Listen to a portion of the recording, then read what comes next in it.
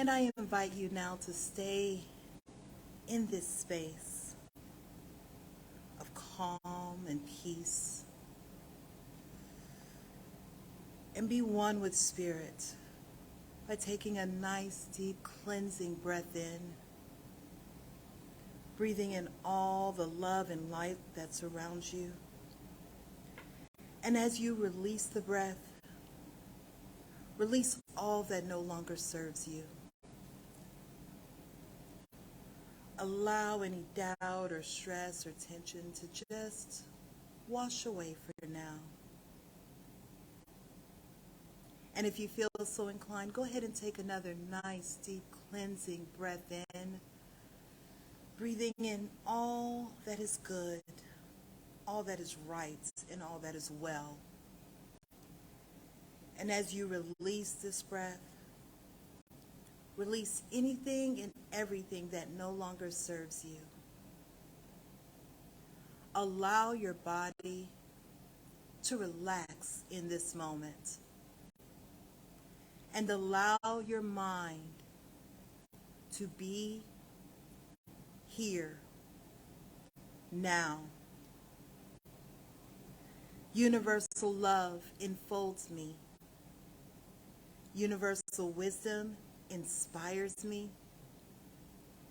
Universal spirit enlightens me. Universal power encircles me. I am one, and all is well. As we begin this inner healing process, let me invite you to relax in quiet confidence, opening yourself to the miracle-working higher power. Now symbolize the unity of your thinking and feeling nature by touching your chest with your hand, and let my words act as your own, for your own inner healing, acceptance, and receptivity. I acknowledge that there is a power, intelligence, and wisdom greater than my own. I am in the midst of it, and it is in the midst of me, sensitive and responsive to my every thought, word, action, and feeling. I now make this true for myself by saying aloud, I acknowledge. Acknowledging this higher power working through my life, I admit that I am personally responsible for solving my own problems while being guided and assisted by something greater than myself. As I am ready to surrender the conflicts of my ego to the wisdom of this infinite presence, I simply speak these words: I surrender. Knowing that forgiveness is the key to unconditional love and the feeling of heaven, I now unconditionally forgive anyone and everyone who has ever injured me in any way, real or imagined. And I now forgive myself for all of my mistaken judgments and their resulting actions. From my deepest level of understanding, I now say, I forgive. Realizing that I continually experience the effects of my own thinking, I now choose to allow this higher power to recreate me deeply, filling my mind with thoughts that are only positive, constructive, loving, and beautiful. I call upon this divine inflow by stating aloud, I choose. I now center upon that one special idea that I'm willing to accept as real for me in this coming week. Visualizing that idea as already acted upon and brought to pass. In seeing my idea become a fact of my experience, I enjoy the happiness and peace of my thought fulfilled and gratefully speak these words. I accept. Knowing that I have an everlasting place in the midst of the power that sustains all creation, as well as the support of all those around me, I allow myself to relax in the peace of fulfillment and gratitude and say, I release. Now, in my mind's eye, I envision the presence of someone near and dear to me. This can be a friend, a family member, a teacher or mentor, someone who has touched my life in deep and loving ways. Someone who may not be physically present in the room with me this morning. I turn toward that image in my mind's eye and say, I'm grateful for the good in your life. Now I open my eyes, turn to the world around me, and joyfully speak to anyone physically present in the room or virtually on this broadcast, and share in confidence and gratitude in saying, I'm grateful for the good in your lives.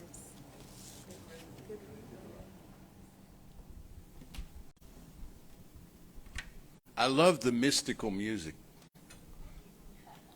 Goes right with the theme, which is practical mysticism. About 25 years ago, I was introduced or ran across on my own,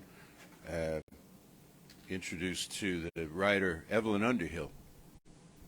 And being a reader of J.R.R. Tolkien, I thought she must be a hobbit. You know, they live under, anyway. If she was a hobbit, she was a very disruptive hobbit. She was a hobbit who'd been to the other side of the mountain. Because she wrote during the First World War this amazing book called Practical Mysticism, and then a number of other things that issued from that. And we're going to work with two of them this month, Practical Mysticism, which we have in stock in the bookstore, and another book called The Golden Sequence, which we don't. It's a little harder to find, but you can track it down if you like.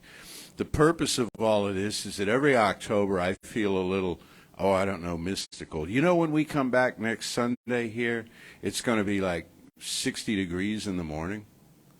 You imagine that? And, you know, the wind shifts. It comes from the north. The leaves kind of dance in a circle out here in our beautiful garden, which we're going to clean up in a couple of weeks some more. If you haven't looked in the garden lately, do this, please, because there's a lot happening out there. Some of you come in the west doors and you miss what's going on, but look at the blooming and the flowering and the new fire pit that we have, thanks to Sean. So fall is in the air. And it's a time of change. It's a time of change. It's a change in the... I need the name of the second book again, I'm sorry. The Golden Sequence. Thank you. You know, after a 3-4 month summer, it's a change. So change disturbs us sometimes. And this is part of the point that she's making. You want your cake and eat it too. Or as I understand they say in Britain, you want your cake and eat it. They just leave off the two, right? Is that right? Yeah, you want your cake and eat it. We want things to be a certain way. We want them to be comfortable and familiar and repetitive. And when they're not, it throws us. Yet if they're too familiar and repetitive, we feel stifled and we long for change, but we want to manage change. And this is part of the dance that we do, and there's no one right way to do it. But the mystical outlook, the mystical in-look, the mystical in-view suggests reframing life in a different way than we've ever done before. It means projecting the attention in in strange new ways to see from the inside out how life works, rather than just as a series of conveniences and comforts that are attained. And she uses the example in the first part of this book, the practical mysticism. She says, we go through life selecting threads, brightly colored threads of experience, which we then weave into a tapestry. Then the tapestry that we've woven those threads into becomes a substitute for direct experience. We hang the tapestry on the wall and we say, there's life, there's how it is. And isn't it pretty? And isn't it? It's like getting up and looking at the same view every morning out your window. And there it is. And what if the seasons didn't turn and the leaves didn't change? It was the same view entirely. It's a lovely view. But it's a little strange if it never changes. And she says, not only is it a substitute for reality, but now take that tapestry and go around behind it. And you'll see where all the threads, the ends of the threads, appear random and appear, unintentional, appear somewhat disturbing because they don't form a coherent whole. They don't form a coherent picture.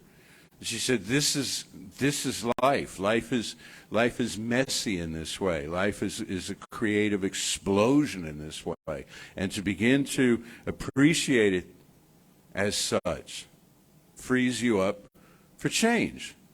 She suggests that there's a divine discontent. And I've heard that expression from other writers as well. There's a divine discontent. There's a feeling that we get that even though everything could be fine on the surface, that there's some kind of context in which it could be held that's lacking, that we're not experiencing right now. Who are we really? What is the nature of life? What is the meaning of all of it? Where is all of this heading? And it takes getting outside of ourselves. It takes getting outside of our, she calls it our languid consciousness. Languid is another, it's like an ooze, you know. It's another word for lazy.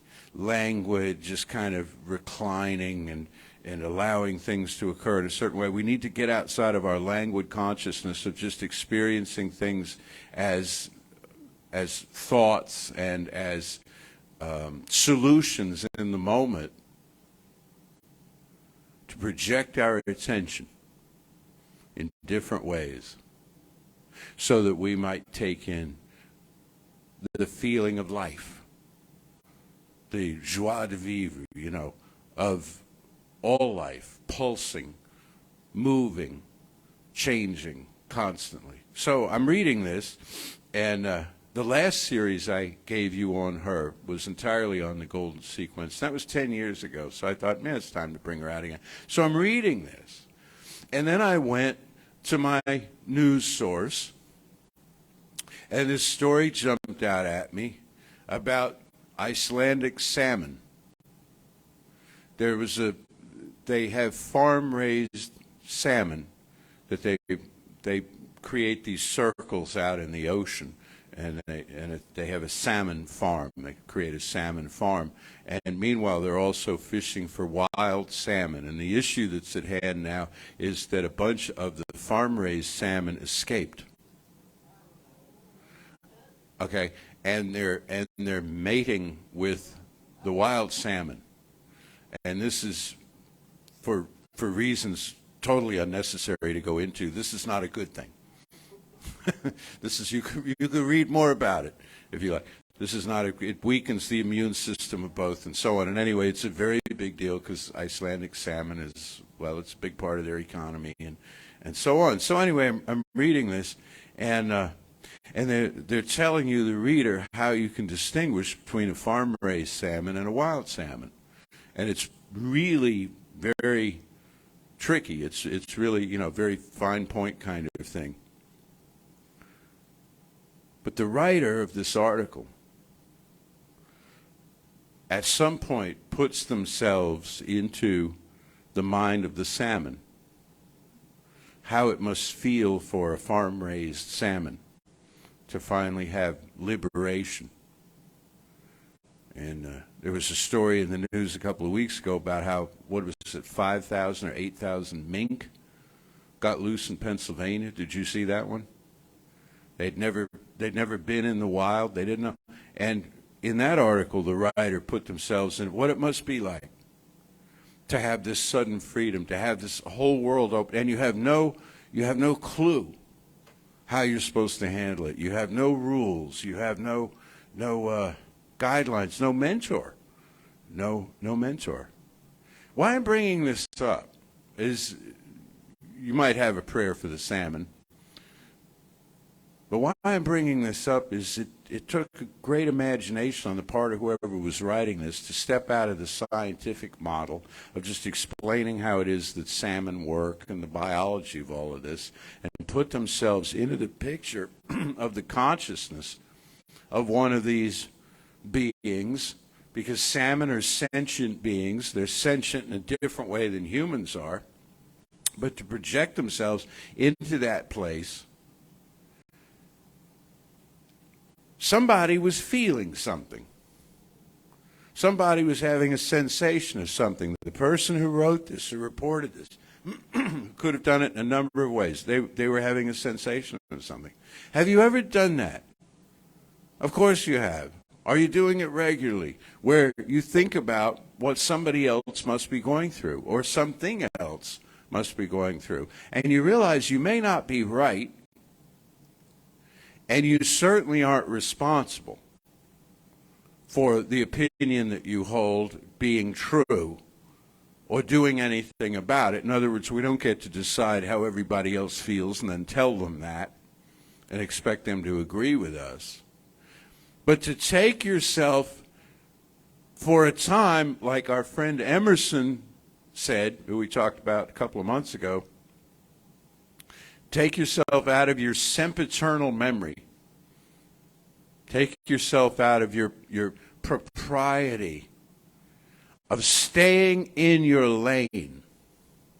Staying in your lane of consciousness, where you manifest and you use what you manifest, and you work to manifest more, and you use that, and you basically are a spiritual consumer, which is a necessary aspect of what we do, but go beyond that.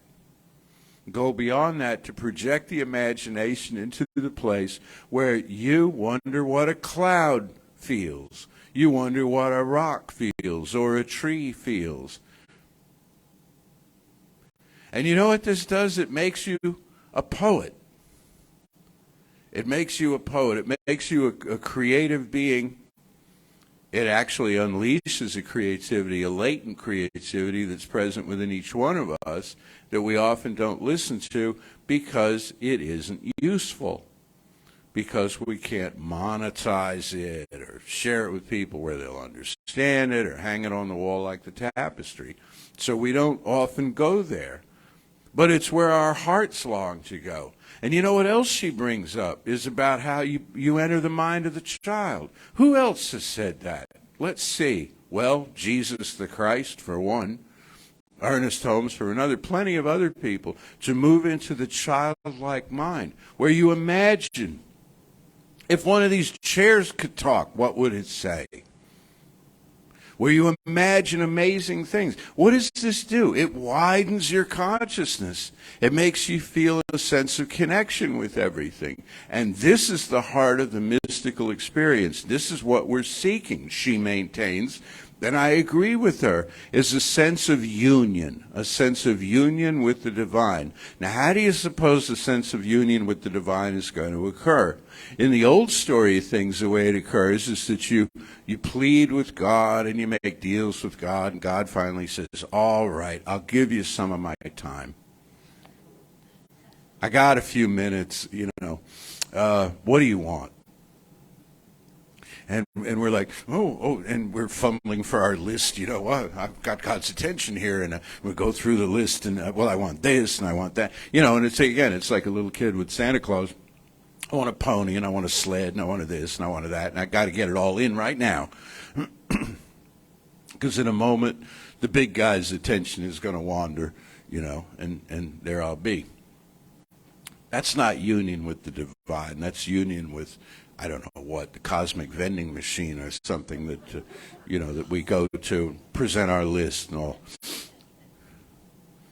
God doesn't come down to us. It's not how it works. God comes up from us, comes up from within us,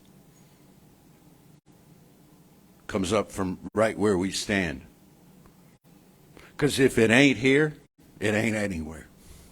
Okay? If it's not on this carpet where I stand, if it's not on the floor beneath that and the earth beneath that and the molten rock and everything at the center of the earth and the space on the other side and on and on, if it's not right in this moment, it's not anywhere. And we're forever chasing it. Union with the divine means recognizing that right now where we are, it's happening. And it's not just happening in the old familiar ways, because its nature is growth and progress. That's why it created a world. At least that's the contention. She doesn't go there yet, at least in the part that I'm giving you today. But that's the contention Ernest Holmes has, is that the purpose of life is not to file off our rough edges. The purpose of life is not just for us to learn things and know things and regurgitate things. No, the purpose of life is an ecstatic dance.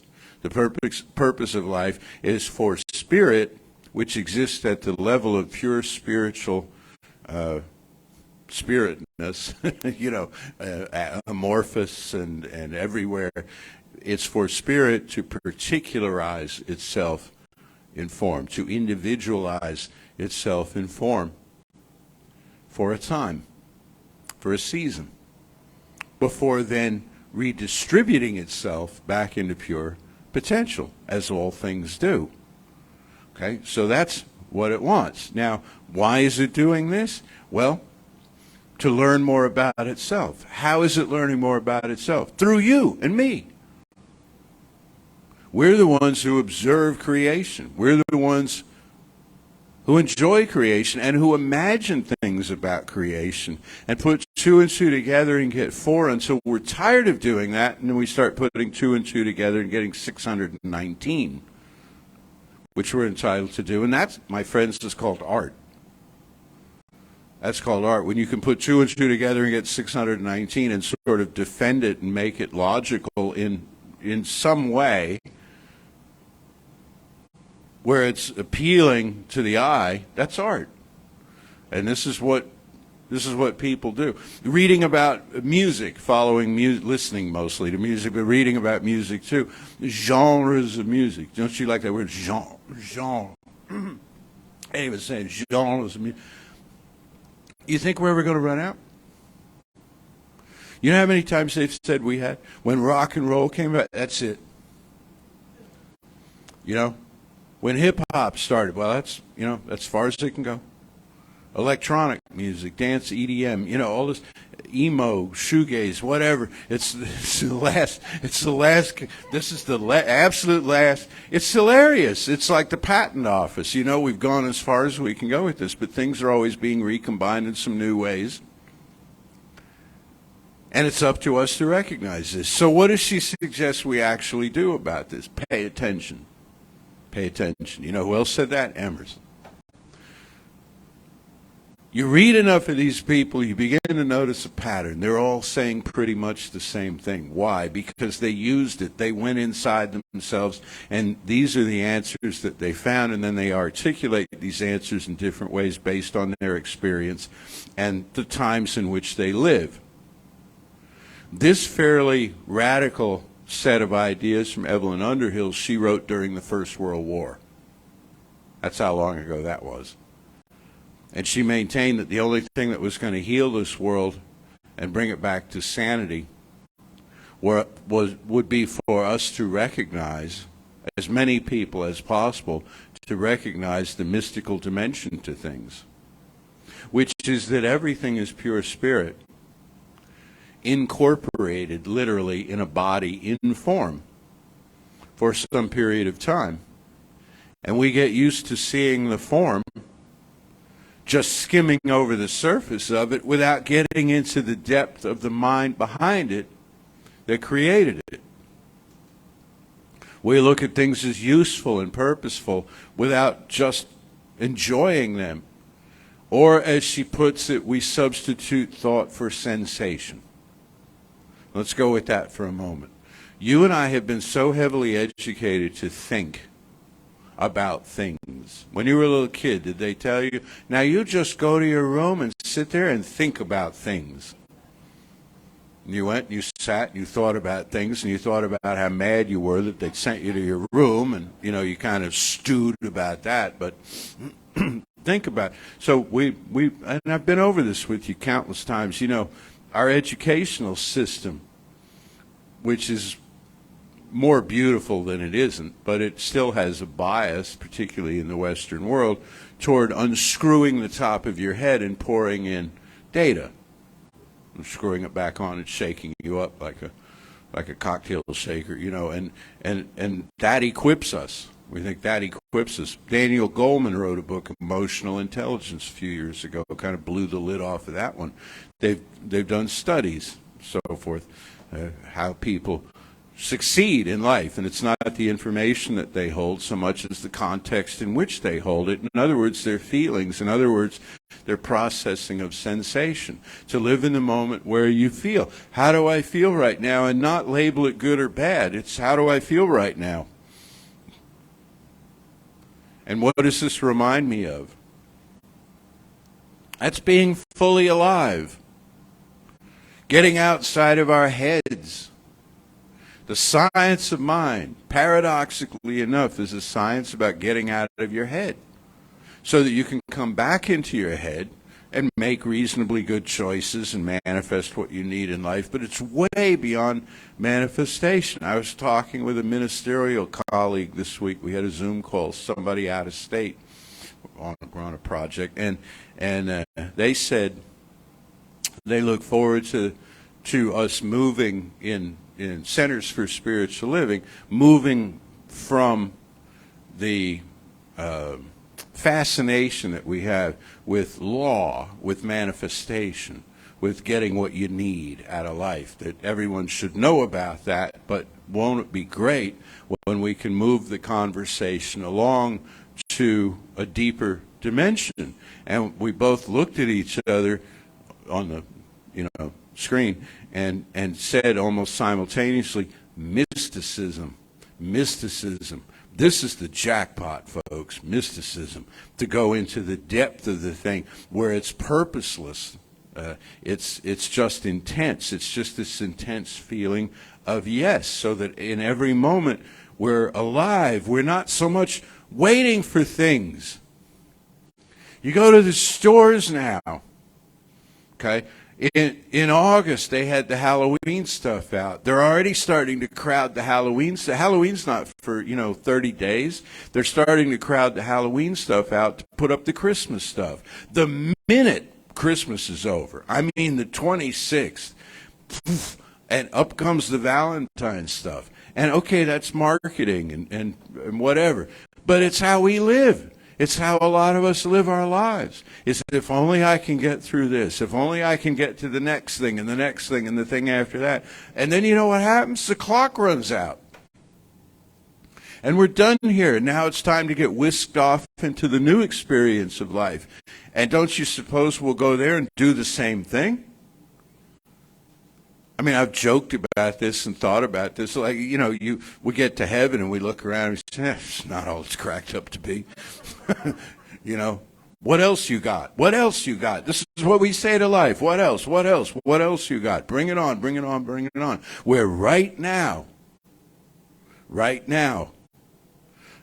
those flowers in the garden are not better or worse than last year's flowers. They're this year's flowers. They're this moment's flowers. Right now, where we are at this stage of the game, each one of us. It's this beautiful, wonderful, cherishable thing. So she says we come to life sometimes with this sense of dissatisfaction, and what I realize is a lot of people come to this teaching for that purpose, without necessarily being aware of it, some people come into this teaching because they've been yelled at in other teachings. I am aware of that, and they're done with that. But many come to this teaching because there's something lacking. There's something lacking, and maybe we don't have it, but we talk about it. We bring it up. We say, well, you feel like there's something lacking? Yeah, I kind of do too. And we all sort of stand there and be kind of wistful and poignant about how there's something lacking.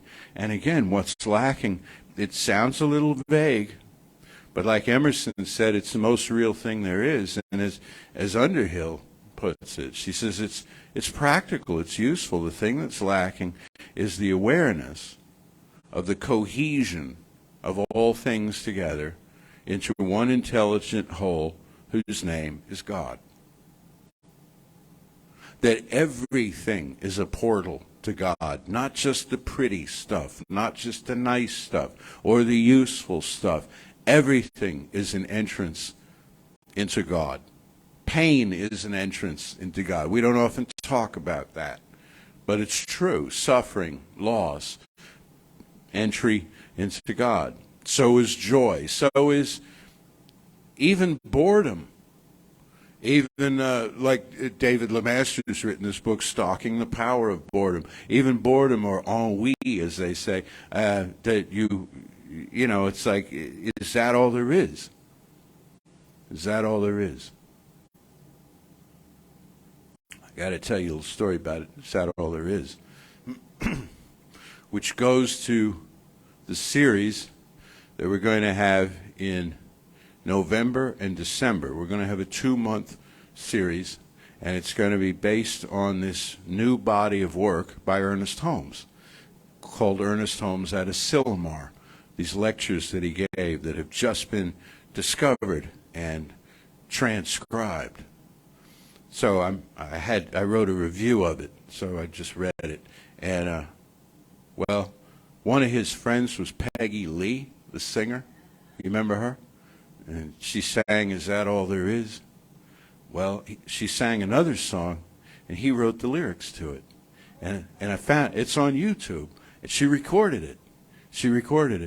Lyrics by Ernest Holmes. How cool is that, So, but we ask ourselves, we stay in this place of, is that all there is? There's got to be more. And where the more comes in, how it appears, is it flowers, it opens like the lotus in our immediate experience. Suddenly we know.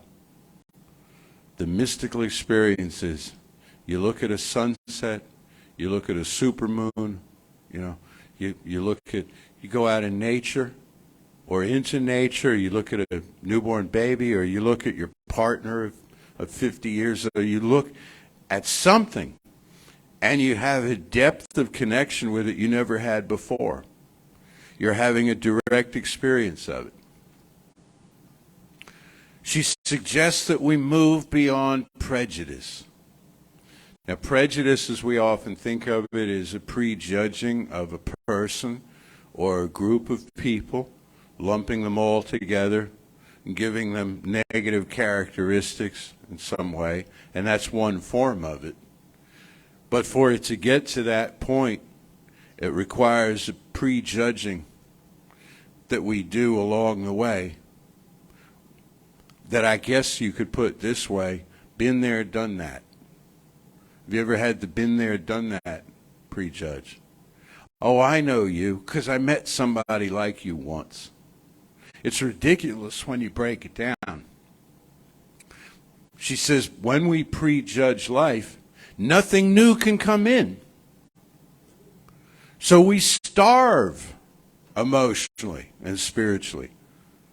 There is no new experience. I've seen this, but here we go again. It's another Halloween, it's another Christmas, it's another holiday, it's another this, And it makes us sad, and it makes us kind of heavy-hearted, and we collapse under the weight of that. And it's our own judgment that's doing this. She says, try this. Judge nothing. Criticize nothing. That's a tall order, man, when you've been trained like we have. Okay? I brought this up before. What's wrong with this picture? What's wrong with this picture? And we get so critical, and we get so clever, and we get so ahead of the curve, to figure out how things are, how things work, that we lose the spontaneity of the moment, and nothing new can break through. So what I want to suggest for all of us in our spiritual practice in the coming week is to recognize, as she puts it, that this mysticism in the spiritual dimension of our life is not, it's not a special gift, it's not a career, it isn't like anything else. It isn't like anything else that we've ever seen. To be aware of that, and to be aware that the next moment that's going to happen for you is going to be unlike anything you've ever seen. The afternoon that you're going to have will be unlike anything you've ever seen. Are you willing to have that happen? I'm not telling you that's going to happen. It's not like I have this foresight to know what your day's going to look like. But what I am saying is, if you're willing to have that happen, to be surprised out of that sempiternal memory, that propriety Emerson spoke of, if you're willing to have that, then it's willing to have you. It's willing to meet you halfway. It's willing to become the dimension of your experience that now just expands so greatly. That is mysticism. So more on this next week. You'll hear in the announcements from Danielle about all the book studies that we have. They all rivers run to the sea. All these book studies run to the same basic ideas that I share with you on Sundays, and that are really the backbone of this teaching. Let's know together now, there is one life, one power, one presence, pure spirit, everywhere manifesting, everywhere radiant and joyful and real. And real. This life is real. And it's authentic. It embraces also the synthetic. It embraces pretense, and it embraces judgment and criticism and any other thing we might find ourselves engaged in. But it of itself, as a standalone thing, is sweet and sacred. Life is pulsing with energy. The very air crackles with power. And that which created us is right where we are, as us, in us, animating us, sustaining us, informing us, and delighting us. So I affirm and know for each one here a new openness. Having heard these words, having entertained these ideas, a new openness to the spiritual idea, or what Ernest Holmes calls the living Spirit Almighty, expressing through us, visibly, audibly, tangibly, so that we know, without the shadow of a doubt, that we are already home in the midst of the one every step we take. For this knowing and its manifestation in form everywhere we turn, I am so deeply grateful. I release this word now into the infinite, calling it done, and so it is. So it is. See that?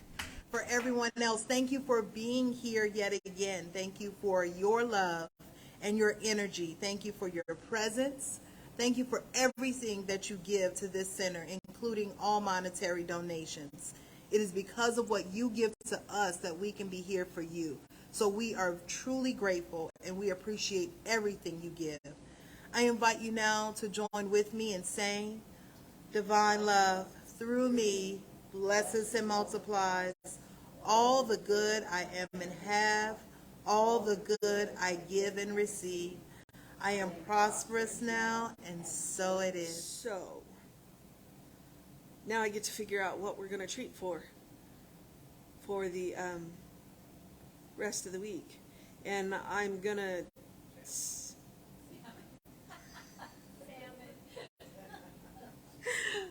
Well, I wasn't going to go there. I was going to go with music. The reading that I did today on Facebook Live was about your song. You know, the song of you. And it reminded me of this beautiful tradition in Africa where the people that love you, they learn your song so that when you forget who you are, they can sing it back to you. Right? And so I started thinking about, okay, well, what are the, I'm going to use the air quotes, musical instruments in my song. And I have 3, so this is my jumping off point for you. If you're going to sing my song to me, it includes cat purrs, bird song, and the sound of the wind in the trees. That's part of what the song of me is. So, what is the song of you? Well, if you don't know, 1, go explore and find out. And 2, where can you go? To the source of your being. Go sit in the meadow. That's my illusion. Go sit in the meadow and ask the source of your being to sing your song to you. Go sit in the meadow and ask the source of your being to show you who you are. It's the same thing. It's just using music or words. The source of your being, if you are ready. And that's what mysticism is. To go and discover who you are. Not who you've been told you are. So, there is one life. There is one power. There is one presence. There is one love. The life that we live is that life.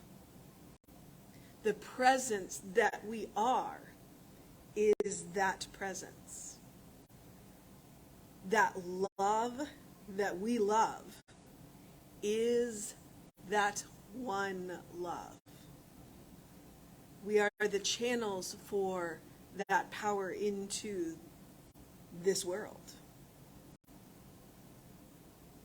And so I know that this week we open the wardrobe and step inside and find that magical land of us. That deep sense of union with the one, with the universe, with love, that shows us who we are, that sings our song to us in that soft, sweet, gentle voice that reminds us that at the core of our being, we are good. We are powerful. We are love. We are capable. We are life. And that we carry that with us